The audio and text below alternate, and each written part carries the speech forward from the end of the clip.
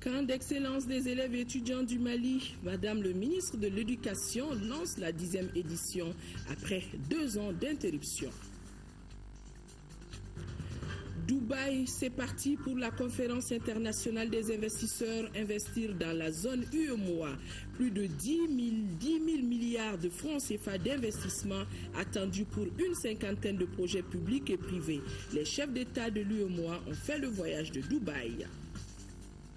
L'an 1 du président Ibrahim Boubacar Keïta, la série de dossiers se poursuit. Ce soir, zoom sur les actions pour la relance de l'économie malienne. Ramata Konaté dirige l'équipe. Nous sommes mardi 9 septembre, mesdames et messieurs, bonsoir et bienvenue dans ce journal. Le président de la République, Ibrahim Boubacar Keïta, est depuis hier en Chine. 4 000 milliards de francs CFA pour la construction du chemin de fer Conakry-Cancan, Kita-Bamako et la réalisation de la 2e phase du projet de construction de l'autoroute Bamako-Ségou. Voilà quelques annonces faites par les entrepreneurs chinois qui ont signé des conventions de partenariat avec le gouvernement du Mali. En plus de ces 2 projets, d'autres investisseurs se sont engagés à aider notre pays dans la modernisation de son réseau de télécommunications. Envoyés spéciaux, Abdul Salam Bambara, Amadou Sankaré. Le projet de construction de la route Bamako-Ségou en 2 fois 2 voies sera bientôt une réalité. Le document relatif à la réalisation de la 2e phase du projet a été signé ce mardi entre le ministre malien de l'équipement, des transports et du désenclavement et le patron de China Road and Bridge Corporation. Il est prévu également dans la mise en œuvre de cette 2e phase la construction d'un pont sur le fleuve Niger pour un coût de 60 milliards de francs CFA et l'aménagement des ports secs d'un coût estimé à 32,5 milliards de francs CFA. Le partenaire chinois entend également procéder au dragage du fleuve Niger. Nous sommes en train de réaliser un projet d'autoroute Bamako-Ségou. Alors, c'est déjà presque à la fin de ce projet et nous sommes en train de chercher à réaliser le 2e tronçon, l'extension de cette autoroute pour qu'il soit 2 fois 2 voies, alors 4 voies.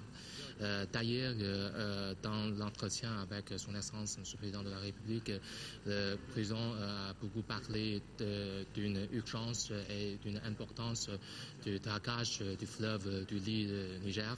Alors, nous allons envoyer une équipe d'un bureau d'études dans un délai bref sur place pour réaliser tout d'abord une planification sur le dragage du lit du fleuve et aménagement de la berge.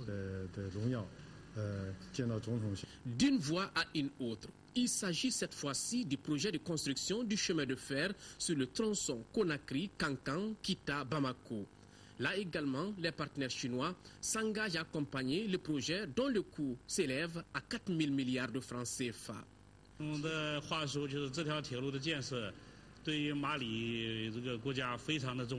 l'autre mot, c'est-à-dire la construction de cette ligne est très importante pour le gouvernement. En tant que le président de CRC, nous allons attacher une grande importance pour cette construction de cette ligne. C'est-à-dire après la mise de la construction de cette ligne entre Bamako et Conakry, vous aurez un port maritime juste après la mise en exploitation de cette ligne. Comme ça, on peut transporter toutes les ressources naturelles dans les mines aux alentours de Mali pour les transporter vers la mer. Les travaux ne sont pas encore commencés, mais avec les efforts de nos 2 côtés, on va réaliser ce projet le plus tôt possible.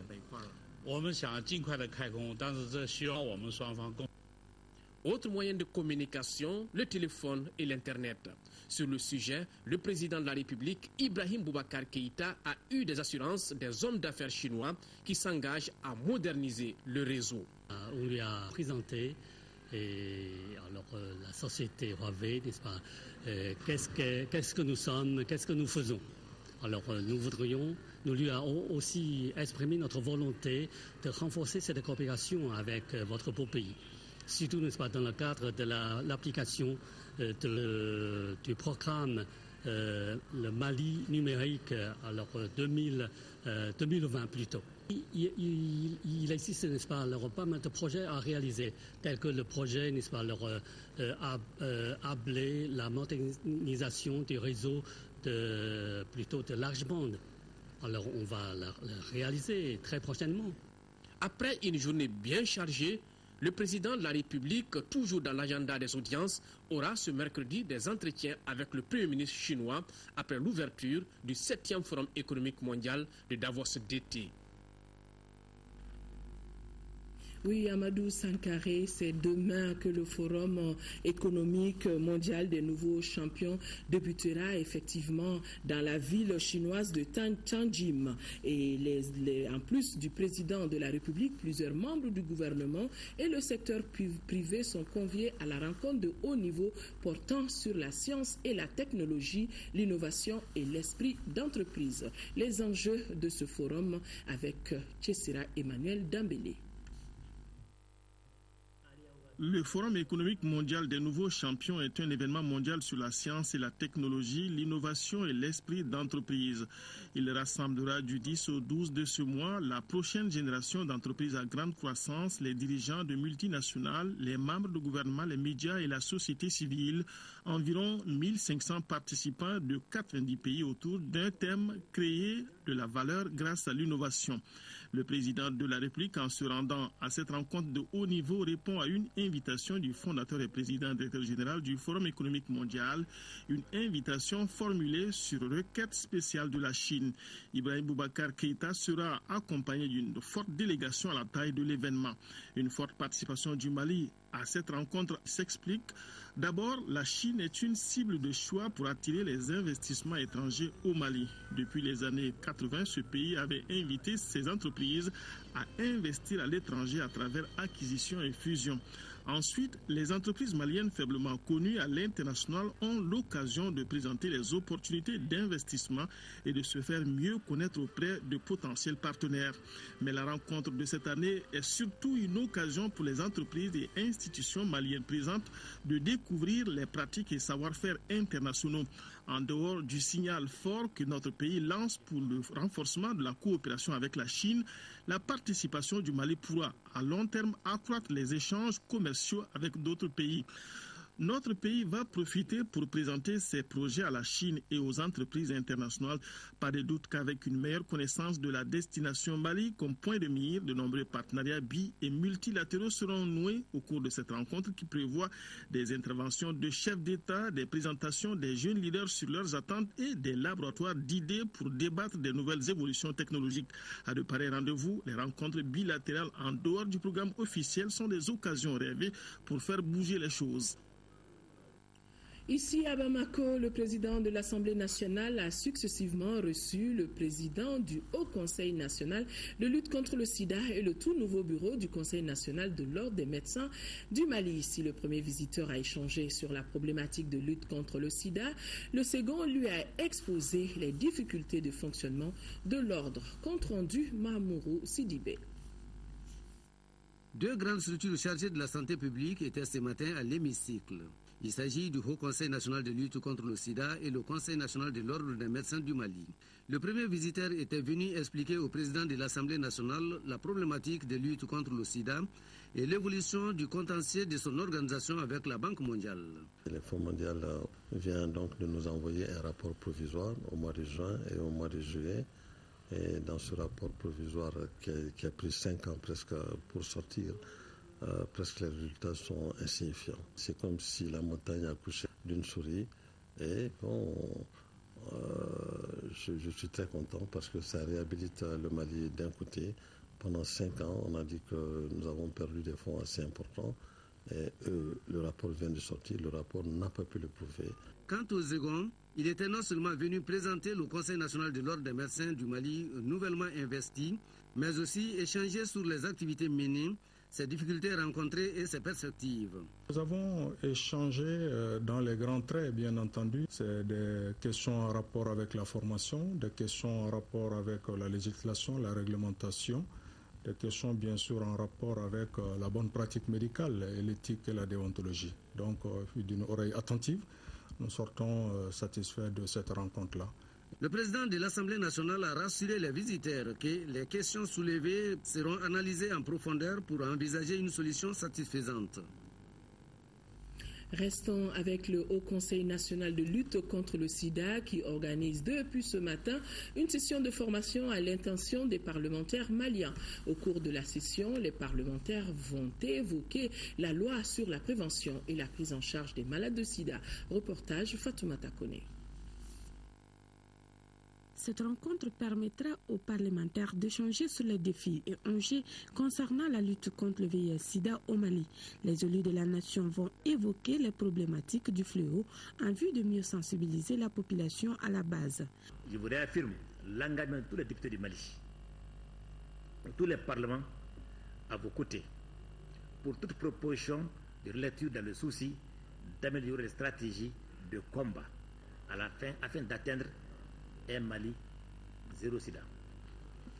J'invite donc les participants à une très grande attitude et une plus grande capacité d'écoute pour mieux percevoir la problématique du VIH-Sida. Nous sommes à peu près 16 millions de Maliens aujourd'hui, sur lesquels il y a à peu près 100 000 personnes qui sont infectées. Et notre responsabilité, votre responsabilité, c'est de faire de telle sorte que ces 100 000 personnes qui sont infectées soient soignées intégralement. Et vous avez pris une loi dans ce sens, dans le sens de la gratuité des médicaments. Et ensuite, de faire de telle sorte que le reste de la population, c'est-à-dire les 15 900 000 personnes qui ne sont pas infectées, ne le soient pas. L'Assemblée nationale a adopté une loi en 2006 sur la prévention, la prise en charge et le contrôle du VIH-Sida. Les parlementaires constatent que cette loi contient des insuffisances. Au cours de la rencontre, le président du réseau des parlementaires maliens pour la population et le développement dira que son organisation demande la relecture. Madame le ministre de l'Éducation, ainsi que tous les personnels de son département, malgré le contexte particulièrement laborieux, ont honoré tout leur engagement afin que l'excellence soit soutenue et cela de manière triomphale. Espace de partage et d'échange de savoir, le camp d'excellence a pour but de former les lauréats au comportement de la vie d'une part et d'autre part, il sert de tremplin au gouvernement pour encourager les efforts de ceux qui ont su se hisser au sommet. Je tiens à dire 2 mots à ces excellents qui sont assis là-haut, pour leur dire combien je suis fier d'eux, parce que je sais qu'ils ont emprunté les escaliers, la voie de l'effort pour arriver là où ils sont arrivés et non l'ascenseur. Donc je les félicite. Ce qu'ils ont obtenu à ce stade n'est qu'une étape. Ils sont loin de la fin. Il faut qu'ils redoublent d'efforts de façon à ce que nous puissions avoir les meilleurs cadres possibles pour le développement de notre pays. L'assistance a visionné un clip de l'artiste musicien Nampé Sadio.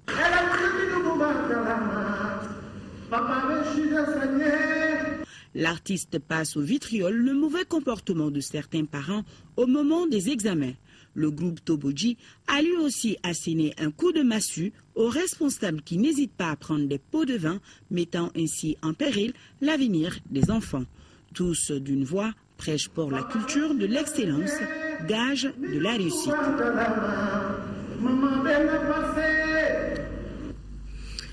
S'imprégner de l'applicabilité de la loi numéro 024 du 3 juillet 2014 portant interdiction de la production, de l'importation et de la commercialisation des sachets plastiques non biodégradables. C'est l'objet de la visite de terrain que le ministre de l'Environnement et de l'Assainissement a effectuée ce matin dans l'entreprise de transformation de plastique, une usine de recyclage de déchets plastiques en matériaux de construction. Makanfine Konaté a suivi la visite du ministre. Voici son reportage. Ici, ce n'est pas un dépôt d'ordures, mais bel et bien un entrepôt de matières premières pour l'entreprise de transformation de plastique. Une usine qui transforme des matières plastiques en tuyaux galvanisés. Une initiative des Maliens de l'extérieur, l'entreprise transforme 3 tonnes de déchets plastiques par jour. L'usine emploie quotidiennement une centaine d'ouvriers, dont 25 permanents et 80 journaliers. À cela, il faut ajouter un millier d'ouvriers chargés de ramassage des tonneaux usagés à travers la ville de Bamako. Ce projet séduit le ministre de l'Environnement et de l'Assainissement pour plusieurs raisons. D'abord, je suis satisfait de vous constater que c'est des Maliens qui aient pris sur eux de porter un projet. Ce type de projet, c'est ce que j'appelle les types de projets d'infrastructure résiliente. Parce qu'une fois qu'on est dans un cadre de vie pas totalement assaini, il faut trouver le moyen d'en sortir. Et je pense que c'est l'une des voies. Abdoulaye Idrissa Maïga estime que cela servira de terreau pour l'application correcte de la loi interdisant la production, l'importation et la commercialisation de matières plastiques non biodégradables.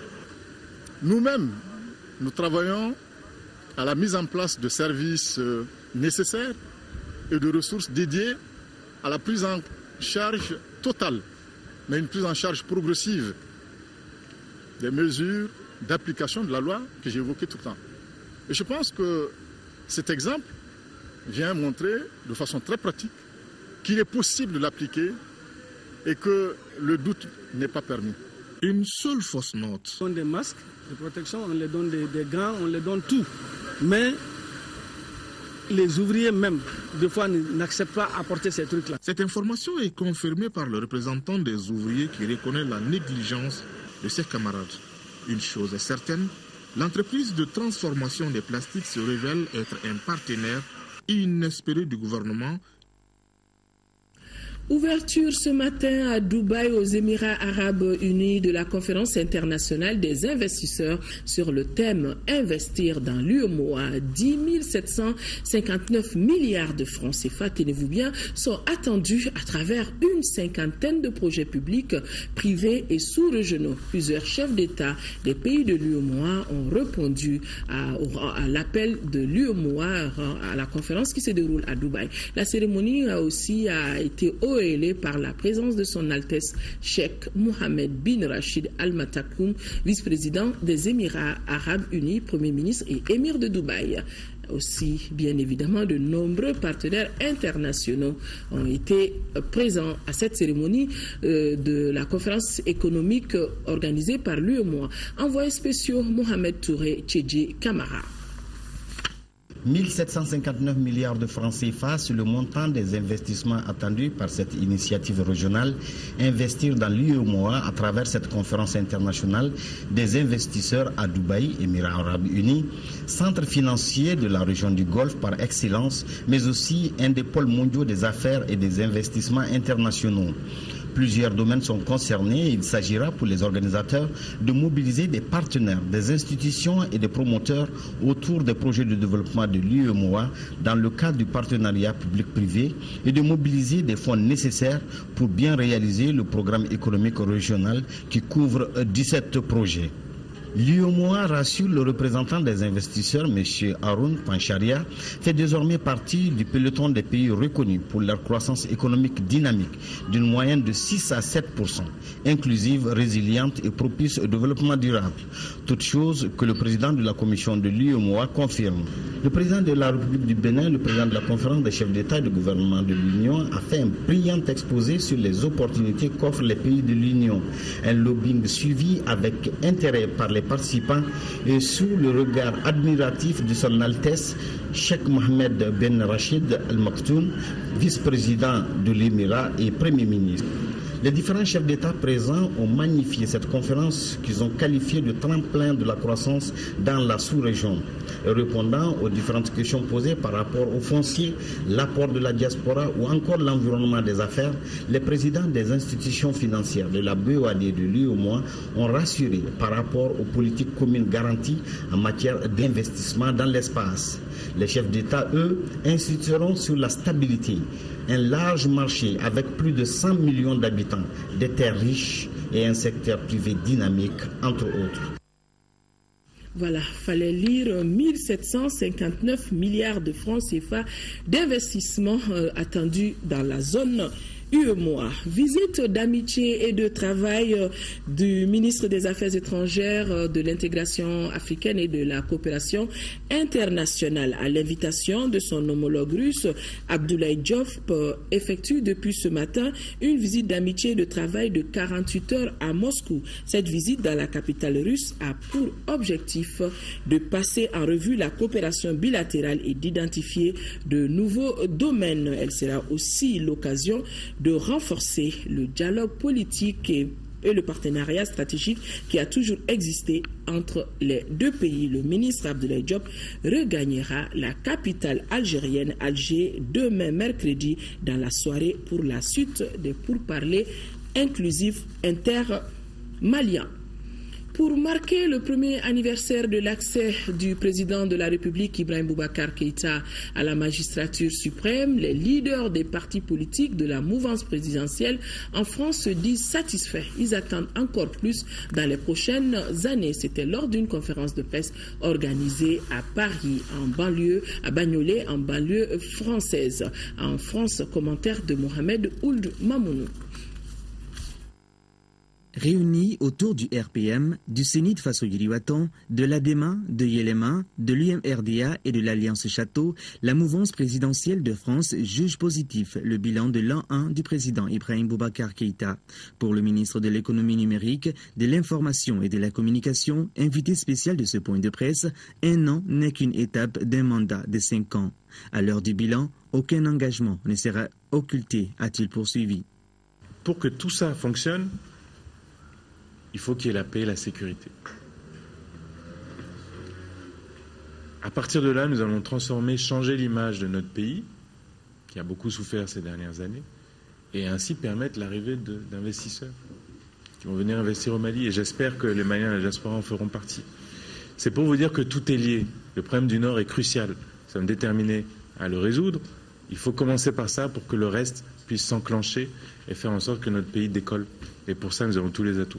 Au cours de cette conférence de presse, le secrétaire général de la section RPM de France a exposé les grandes lignes de la gouvernance IBK. La diaspora malienne en France est derrière le président Ibrahim Boubacar Keïta. À la lumière de toutes les explications, après analyse de tout ce qui s'est passé depuis un an, nous sommes réconfortés et nous soutenons plus que jamais pour le Mali, pour l'intérêt du Mali, le président qui a toutes les qualités morales, physiques et intellectuelles pour conduire le bateau Mali vers des jours meilleurs jamais connus.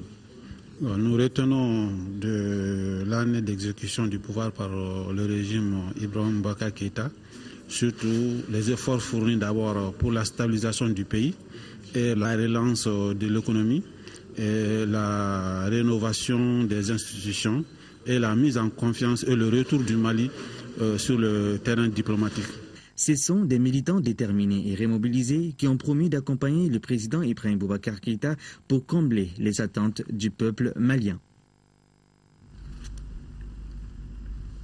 La série de dossiers sur l'an 1 du mandat du président de la République se poursuit. Le RTM vous propose ce soir un zoom sur les actions menées et les perspectives pour la relance de l'économie malienne. La mobilisation des ressources à l'interne est estimée à 62% et des grands chantiers seront bientôt ouverts pour le développement des transports dans notre pays. Pour les détails, suivant ce dossier, une réalisation de l'une de nos équipes dirigées par Ramata Konaté.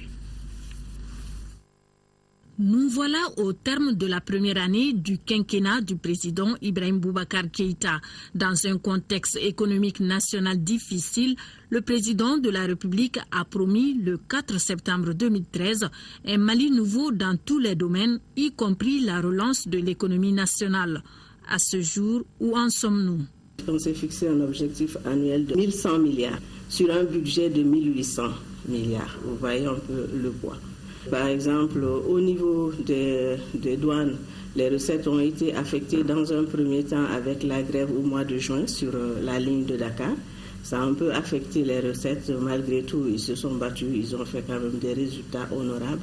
Et avec récemment le retour à la réglementation aussi, qui nous a valu en matière de vérification des importations, qui nous a valu quelques difficultés de compréhension avec nos partenaires importateurs. Mais au-delà de ça, globalement, au niveau des impôts, les recettes se sont tenues au-delà de nos attentes. Si bien que quand vous mettez tout l'ensemble globalement, vous voyez qu'aujourd'hui, on est à un taux de réalisation de 63%. Autre chantier porteur, la reprise des travaux de la route Gomaura-Tombouctou, la réhabilitation et la construction de l'autoroute Bamako-Ségou.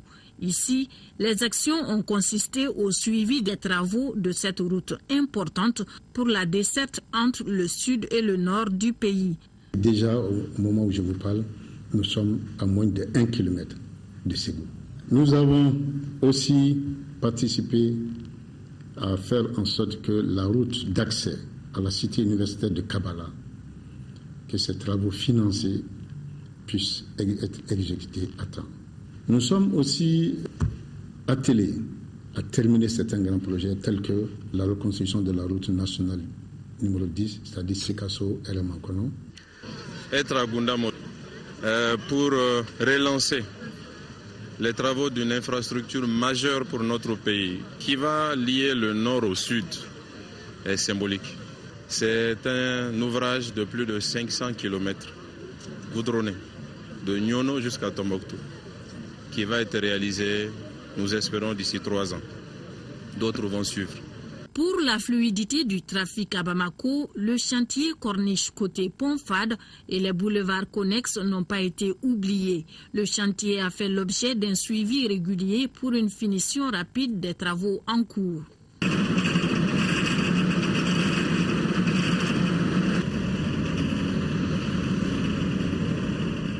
S'agissant de l'accès des populations à l'énergie, les regards se sont tournés vers la poursuite des projets relatifs aux énergies renouvelables.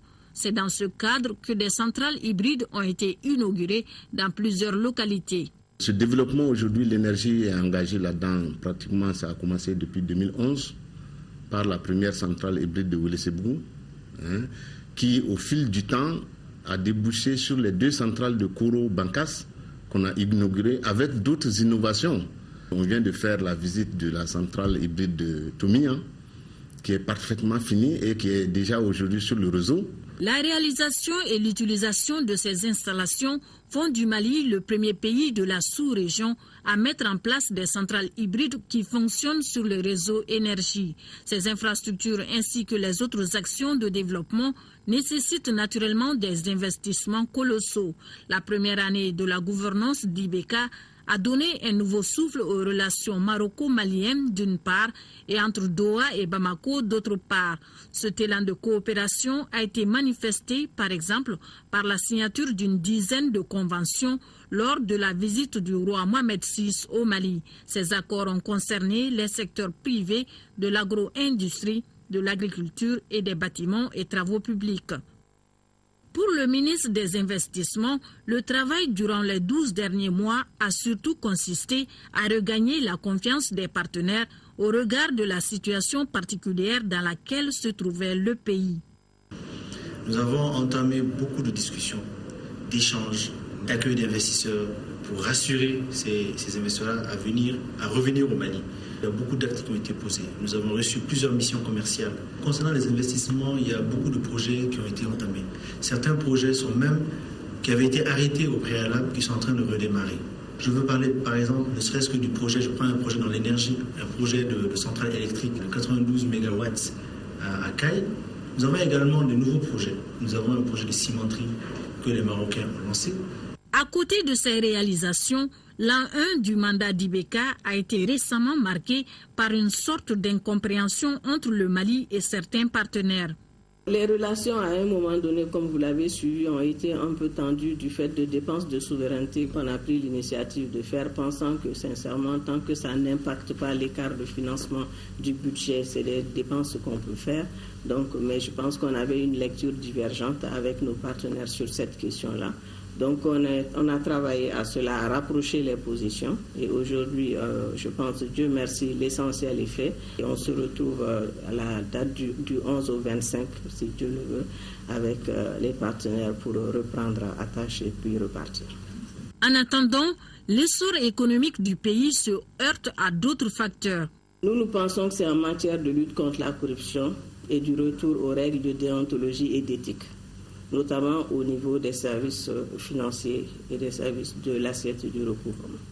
Nous pensons qu'à ce niveau-là, effectivement, on a besoin d'être plus regardant sur toutes les décisions de justice qui sont faites en matière de détournement de deniers publics ou d'écart de gestion, d'être plus regardant sur les recommandations des rapports d'audit des grandes structures de contrôle. Les défis liés à la relance de l'économie sont nombreux et parmi ces défis figure l'amélioration du panier de la ménagère. Nombre d'entre eux devront connaître un début de solution dans les années à venir.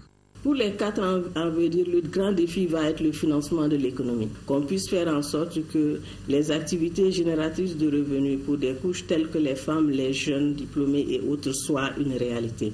Nous pensons que 2015, on va mettre l'accent sur cet aspect-là, du suivi de la performance des services, du suivi du respect de l'éthique et de la déontologie, du respect de l'usager, d'accueillir les gens dans les structures convenablement et de leur donner les services auxquels ils ont droit. En contrepartie, l'État fera des efforts en matière de bien-être du salarié. Les perspectives sont très bonnes. En plus de ces centrales hybrides, on va aller sur des centrales purement solaires. Et pour arriver à ces chantiers solaires, je vais parler des chantiers d'abord hybrides qui sont en cours. On a connu déjà la pose de la première pierre, disons, de Nara. Donc il y a ces réceptions des équipements qui doivent se faire en usine, en Chine. Donc, dans les jours à venir, Nara va démarrer et Diema va suivre, ainsi qu'à Songo. Côté infrastructure, la volonté d'enclencher une révolution des sous-secteurs est toute tracée, à en croire le ministre Koumari. Je citerai entre autres la route Gao-Bolem-Taoussa, la route Jantebougou-Kolendiaba, frontière Côte d'Ivoire, la section Tour d'Afrique Mondiaux, la voie reliant le 3e pont à la RN6, c'est-à-dire la route Bamako-Ségou. Nous citerons aussi la route Bamako-Kouloukoro avec le pont de Cayo et ses voies d'accès. En matière de chemin de fer, nous sommes en train, avec nos amis de la Guinée, de développer le chemin de fer entre le Mali et la Guinée, Bamako-Kankan. Nous sommes, dans ce cadre-là aussi, en train de faire tout pour que Transrail puisse jouer son rôle de développement socio-économique et soit un système performant. Force est de reconnaître que la réalisation de tous ces projets reste tributaire de la sécurité. C'est dire que sans la paix, sans la sécurité, il n'y a pas de développement. Il revient alors aux autorités de veiller à ce que la sécurité soit garantie sur l'ensemble du territoire national. Le Conseil exécutif de l'Union africaine s'est réuni en urgence hier lundi à Addis Abeba pour faire le point de la propagation du virus Ebola. Il s'agissait pour les ministres des Affaires étrangères accompagnés pour certains par les ministres de la Santé de dégager une réponse africaine face au fléau. Au terme de plusieurs heures d'échange, les ministres ont convenu de la nécessité d'aider les pays touchés par l'épidémie, recommandent une solidarité plus accrue entre les États tout en évitant la stigmatisation. Le ministre de la Santé, Ousmane Koné, a informé le Conseil de l'expérimentation au Mali d'un vaccin contre Ebola. Nous vous proposons d'écouter le ministre Ousmane Koné qui est interrogé par Alassane Djombélé depuis Addis Abeba. C'est un essai qui va être conduit par notre laboratoire de vaccinologie, qui n'est pas d'ailleurs à son premier essai. Je crois qu'il y a 4 ou 5 autres vaccins qui ont fait l'objet d'essais cliniques au Mali et qui ont abouti à des résultats très très encourageants et qui ont même été des vaccins adoptés maintenant dans la gamme des vaccins homologués par l'OMS. Et nous espérons que ce dernier vaccin aussi va être homologué. Et nous avons bon espoir parce que le vaccin a donné des résultats très très encourageants en milieu animal. Et Une fois qu'il sera mis en essai, on aura les résultats. Je dois préciser que l'essai va être réalisé sur le personnel de santé volontaire. Donc c'est du personnel éclairé qui va être l'objet de cet essai. Et l'espoir est permis pour quelle période, pour quelle date? Bon, les essais vont commencer dans le mois prochain. Alors maintenant, la procédure pour aller à un vaccin homologué en fonction des résultats peut être plus ou moins longue. Demain, mercredi 10 septembre, vont s'ouvrir les travaux d'une session de formation conjointe dénommée Campus International Mali 2014. Le Mali, à travers l'Ordre des avocats du Mali, sera le pôle juridique des pays de l'espace francophone. Le barreau de Paris et de plusieurs pays africains vont réfléchir sur les valeurs communes. Le slogan de cette rencontre est la reconstruction du Mali par le droit. Maître Moustapha Cissé, membre du Conseil de l'Ordre des avocats, président de la commission d'organisation du Campus International Mali 2014, est au micro de Gary Boupero. Campus International 2014 est une activité phare du barreau de Paris qui, pour la première fois, a été organisée en Asie, à Ho Chi Minh. Et il me semble bien que c'est un privilège pour le barreau du Mali et les avocats maliens de recevoir pour la première fois en Afrique cette activité phare du barreau de Paris. Donc Campus International se déroule pour la première fois en Afrique et c'est le Mali qui reçoit cette manifestation où le barreau de Paris, avec une centaine d'avocats, effectue le déplacement pour mener sur place ici à Bamako, en parfaite adéquation, harmonie avec les avocats maliens et nos confrères de la sous-région qui sont massivement invités pour que nous puissions nous former, échanger. Les thèmes phares vont être débattus, notamment des thèmes relatifs à l'harmonisation des droits des affaires. Nous avons ce grand chantier qui a été entamé depuis un certain temps qu'on appelle l'OADA, l'Organisation pour l'harmonisation en Afrique du droit des affaires, où nous avons des thèmes majeurs qui vont être développés, notamment le nouveau droit de sûreté, le nouveau droit sur les sociétés. Nous avons des thèmes sur l'arbitrage, nous avons des thèmes sur l'organisation des cabinets d'avocats, nous avons des thèmes sur l'art de la parole de l'avocat. Comment est-ce que l'avocat doit pouvoir prendre la parole en public et en dehors du public? C'est extrêmement intéressant et j'avoue que c'est des moments merveilleux que les jeunes avocats que nous avons dans notre barreau. Nous avons 29 jeunes qui sont en formation depuis 3-4 mois. C'est une opportunité historique pour ces jeunes. Le président du Conseil économique, social et culturel a présidé hier le lancement de la campagne de mobilisation pour soutenir la candidature du Mali au prix Nobel de la paix 2014. Le Mali fait partie des 270 pays présélectionnés pour le Nobel 2014. Youssouf Diakité, compte rendu. Le peuple malien souhaite la paix et la réconciliation. C'est pour appuyer cette idée que l'Alliance des générations démocratiques du Mali lance la campagne de soutien de la candidature du peuple malien au prix Nobel de la paix 2014. Le prix Nobel de la paix récompense des efforts exceptionnels en faveur de la paix, en faveur de l'humanitaire, en faveur de la promotion des droits humains, en faveur tout court de la liberté. Que dire donc du Mali? Formellement, depuis 1235, que les Maliens sont, du reste, nous sommes caractérisés par une culture de la paix, du vivre ensemble, de l'acceptation de l'autre, des honneurs et de l'acceptation de l'étranger. Un étranger n'est jamais étranger au Mali. Donc, nous, peuple du Mali, nous sommes même caractérisés par la culture de la paix. Et cela pendant des siècles et des siècles. Donc, il n'y a pas en ce moment un peuple qui mérite le prix Nobel de la paix mieux que le Mali. Le président du Conseil économique, social et culturel, le parrain de l'événement, ne pouvait que se réjouir de l'initiative. Malgré tout ce qui s'est dit à travers le monde, malgré ces différends que nous avions, que notre candidature, la candidature du peuple du Mali soit retenue, en tout cas, cela témoigne d'un signal fort à l'endroit non seulement de notre communauté, mais surtout à l'endroit de la communauté internationale aujourd'hui qui nous soutient. Pour mémoire, le Mali fait partie des 270 pays présélectionnés pour le prix Nobel de la paix 2014. Droits et libertés de la personne humaine, le thème est au centre de la 9e conférence organisée par le consortium Action Droits Humains. La rencontre faisait l'état de lieu en matière de défense des droits humains et humanitaires au cours des 2 dernières années dans notre pays. Nous retrouvons le compte-rendu de Agali Aguissa. Faire les bilans des violations et réparations en matière de droits humains au Mali entre 2012 et 2014.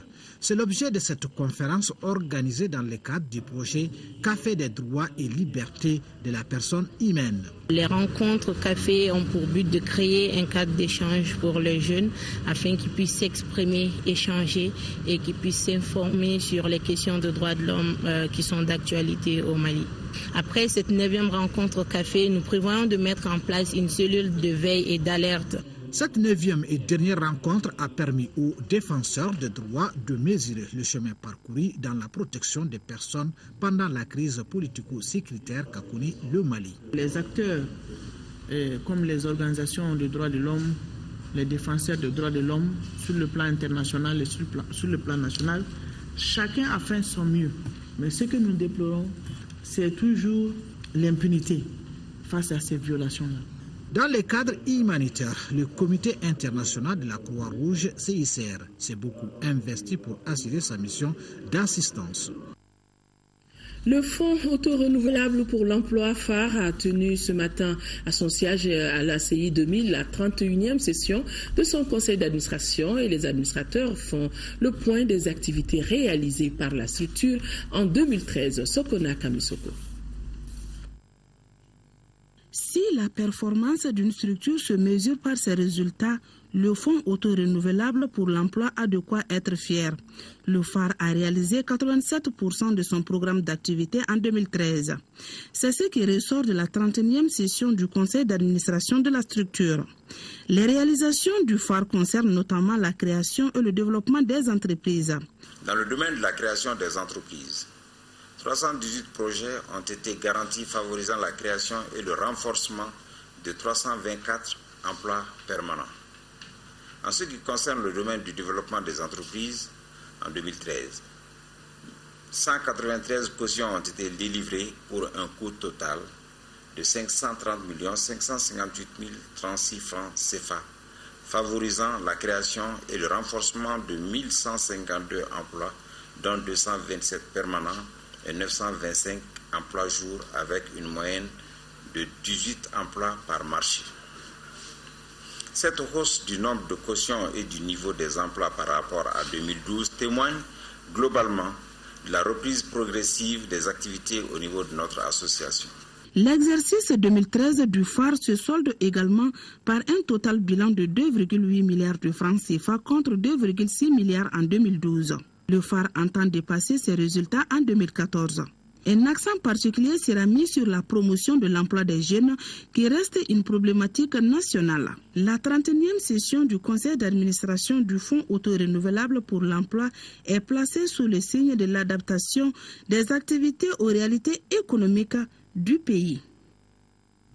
D'un conseil à un autre, le laboratoire national des eaux tient sa 10e session ordinaire. En plus de l'examen du rapport d'activité et l'état d'exécution du budget, il sera également question de la mise en service du laboratoire de Caille et du renforcement des moyens humains et matériels et celui de Mopti. Rachel Tessougué. Le budget 2014 prévu pour le laboratoire national des eaux s'élève à plus de 900 millions de francs CFA.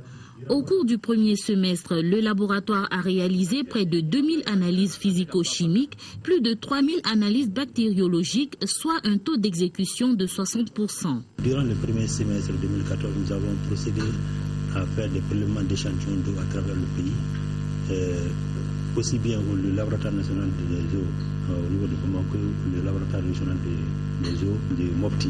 Le deuxième semestre, on va renforcer le suivi et renforcer les équipements. Le secrétaire général du ministère de l'Environnement, de l'eau et de l'assainissement estime que le laboratoire national des eaux constitue un maillon important dans le dispositif institutionnel des ressources en eau au Mali. Compte tenu de l'importance de la qualité des ressources en eau pour le bien-être des populations, je vous invite, mesdames et messieurs, à accompagner le laboratoire national des eaux dans l'accomplissement de ces missions. Le département fonde beaucoup d'espoir sur les résultats de vos travaux et vous donne l'assurance que tout sera mis en œuvre pour que les conclusions et les recommandations auxquelles vous parviendrez soient suivies d'effet. La mise en service prochaine du laboratoire de Caille et le renforcement en moyens humains et matériels de celui de Mopti devront permettre au laboratoire national des eaux d'accroître ses capacités techniques et opérationnelles à travers tout le pays. Les travaux du Forum du Conseil fédéral national des adeptes de la Tarika Tidjania ont débuté ce matin. Objectif, c'est de faire la restitution du 3e Forum international sur la Tidjania tenu récemment au Maroc. Ensuite, évoquer avec les pèlerins de cette année quelques principes du pèlerinage. Alpha Mega était présent. Grande est la mobilisation des pèlerins ce dimanche. Une tradition respectée par le Conseil fédéral national des adeptes de la Tarika Tidjania. Il s'agit de la tenue du forum annuel sur le pèlerinage. Il s'agit de s'occuper de l'âme de l'homme. L'âme de l'homme ne meurt pas, mais l'âme peut être suée. Et c'est pourquoi Dieu a instauré dans l'islam de se rendre même une seule fois dans sa vie à la Mecque. Ainsi, les pèlerins vont échanger autour de 3 thèmes. On va parler du pèlerinage vu par les soufis. Comment un pèlerin doit se comporter moralement avec son Seigneur qui est le Dieu.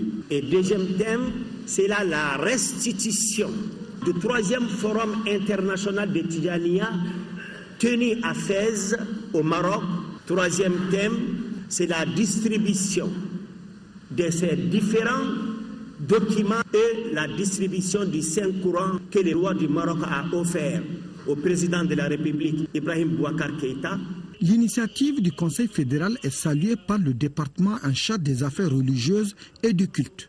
Si l'islam, à travers toutes les actions que vous êtes en train de mener, peut contribuer à apaiser ces foyers de tension, aujourd'hui cela est extrêmement important. Spécifiquement, que vous puissiez avoir une pensée pour notre pays aujourd'hui, dont le destin est en train d'être débattu à Alger. La Tarika Tidjania, c'est la voie du soufisme dans la religion musulmane basée sur le zikr et la sainteté. Cette voie est fondée par Cheikh Ahmed El Tidjania, décédé il y a bientôt 2 siècles à Fès au Maroc. La transition est toute trouvée pour lire ce communiqué du ministre des Affaires religieuses et du culte qui informe les candidats au pèlerinage pour la filière gouvernementale que l'enregistrement de leur bagage s'effectuera à la maison du Hajj, 6 au centre culturel islamique de Hamdallah, suivant le programme ci-après. Demain, mercredi 10 septembre, premier avion 10h à 18h. Jeudi 11 septembre, deuxième avion 10h à 18h.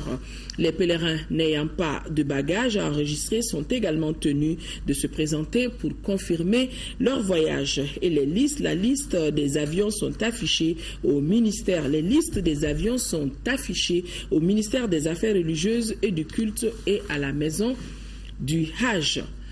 Sport, championnat national de Ligue 1 en match retard de la 27e journée. Le Real a dominé l'AS Police par 6-0. Le match a eu lieu au stade Modibo Keïta, Diarra Konaté.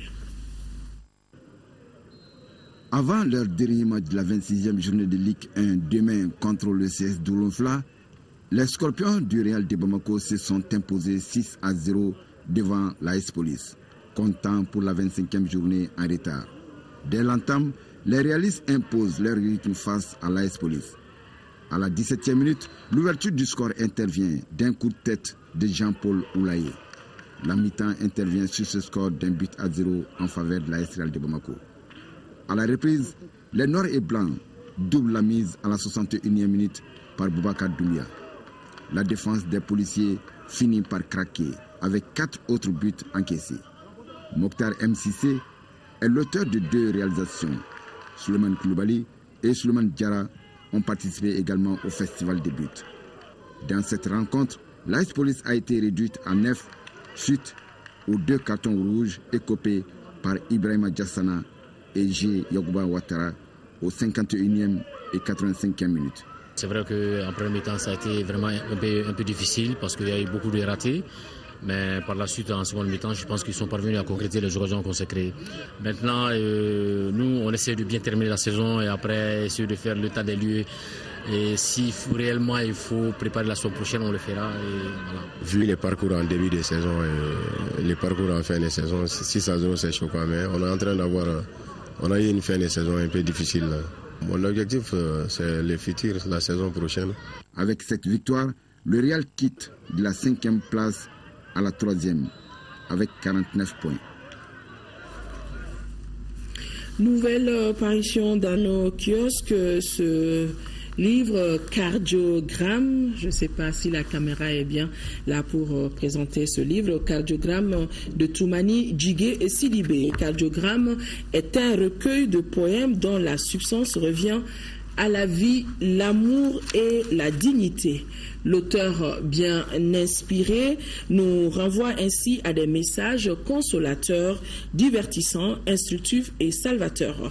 Cardiogramme est donc disponible dans les librairies. Et je rappelle que Toumani Djigué Sidibé est conseiller des Affaires étrangères au niveau du ministère des Affaires étrangères, de l'intégration africaine et de la coopération internationale. Vous pourrez suivre après ce journal un magazine sur la visite du Premier ministre, chef du gouvernement Moussa Mara en zone officerie et office du Niger.